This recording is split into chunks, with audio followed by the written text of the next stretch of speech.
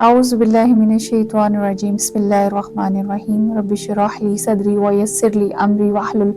عقدۃ من لسانی یفقہوا قولی۔ السلام علیکم ورحمۃ اللہ وبرکاتہ۔ حضرت ابو ہریرہ رضی اللہ عنہ سے روایت ہے کہ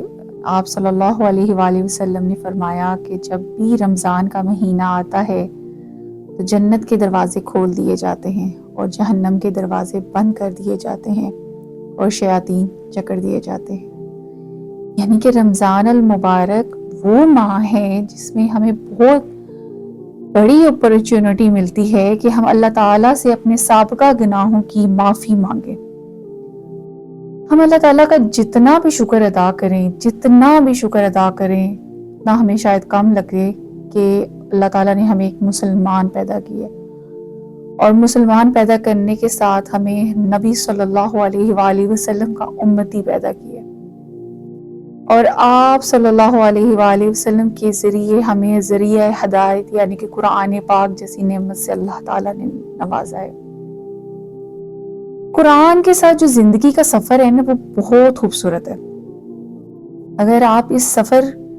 کی شروعات نہیں کی تو کرنا شروع کر دیں۔ تمام مشکلات کا نہ صرف اس میں حل موجود ہے بلکہ تمام تر مسائل کے جوابات آپ کو ملیں گے۔ آپ کی زندگی میں پیش آنے والی ہر انسان کی زندگی میں مشکلات کا آنا تو لازمی ہے، لیکن وہ جو قرآن سے جڑے ہیں ان کو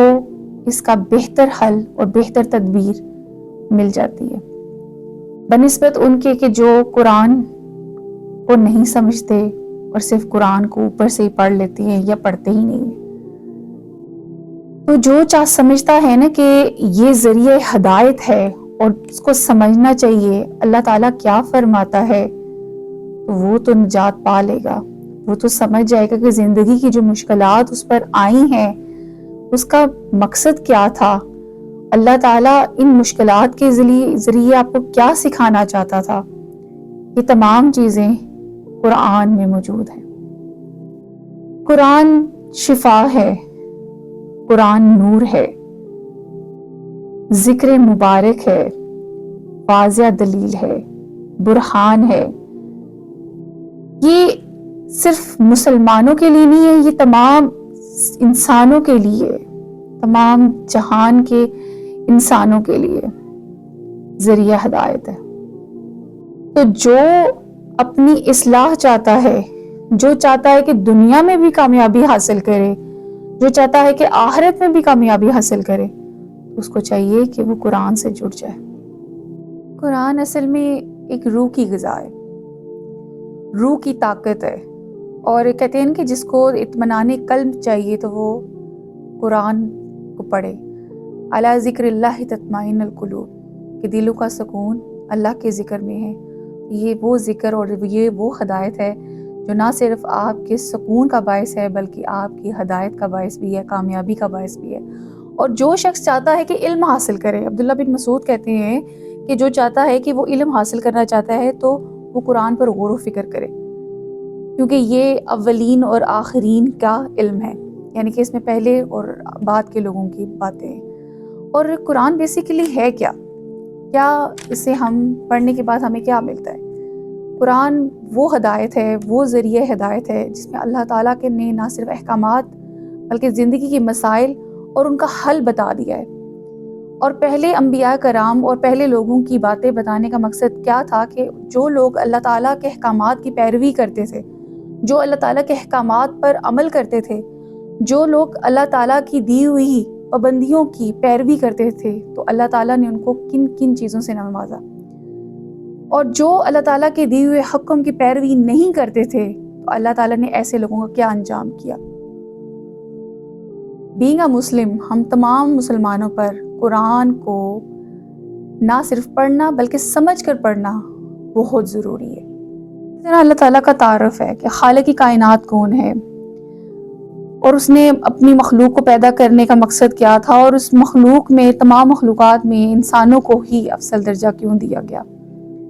پھر آپ کی تخلیق کا کیا مقصد ہے، ہماری ذمہ داری کیا ہے، سب مسلمانوں کی جو تمام مسلمان ہیں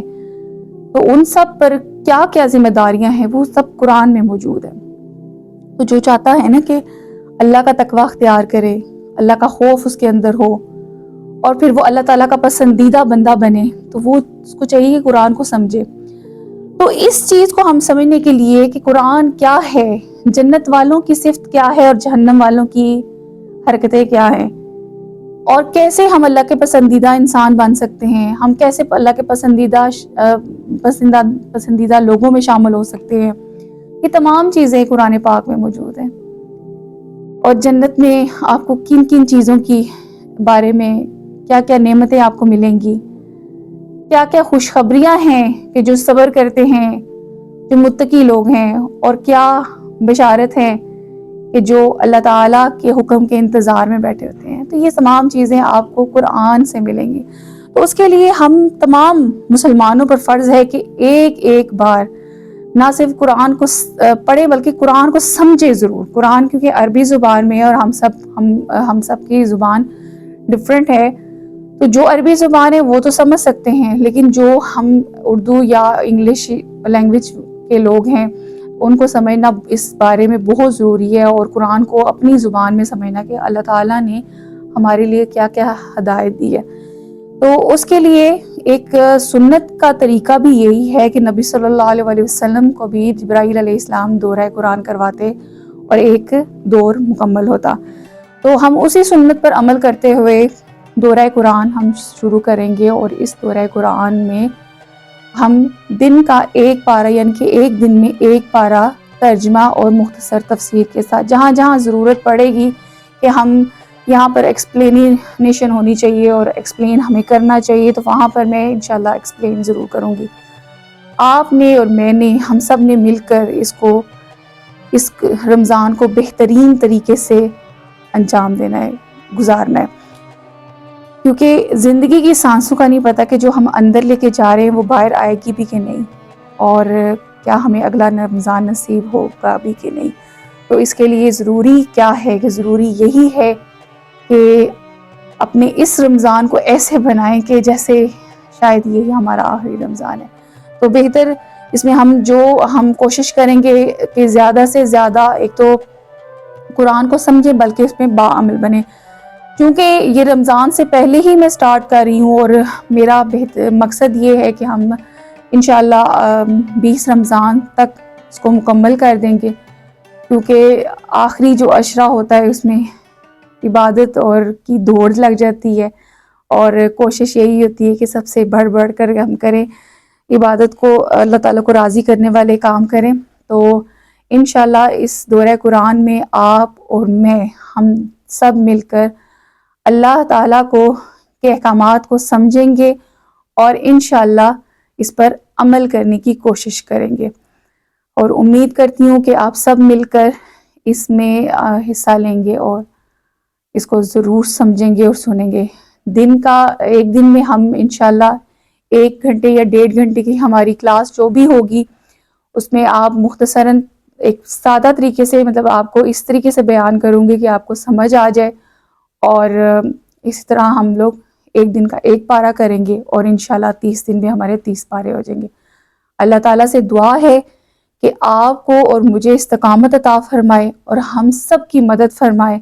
قرآن کو نہ صرف سمجھنے والا بلکہ عمل کرنے والا بنا دے، اور آپ کے لیے اور تمام مسلمانوں کے لیے ذریعہ نجات بنا دے۔ السلام علیکم ورحمۃ اللہ وبرکاتہ۔